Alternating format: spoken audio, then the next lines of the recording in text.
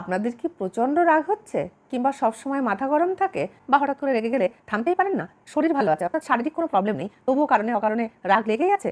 তাহলে বন্ধুরা, আপনাদের জন্মচার্টকে কোনো ভালো জ্যোতিষীকে দেখান।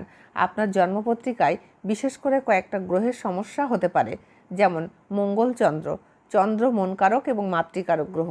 বিশেষ করে মনকে চন্দ্রই কন্ট্রোল করে। তাই রাগ রাগ ভাব যদি থাকে এবং মনও অশান্ত থাকে, সেক্ষেত্রে শরীরের ওয়েট হাইট অনুযায়ী 10 থেকে 12 রতি বা 15 থেকে 16 রতি একটু ভালো মুক্ত দিয়ে আংটি করে সোমবার করে শিব ঠাকুরের সামনে শোধন করে নিজের তর্জনী আঙুলে পরে ফেলুন, অথবা গলায়ও পরতে পারেন লকেট করে, কিংবা হাতের বাজুতেও লকেট বানিয়ে দিতে পারেন।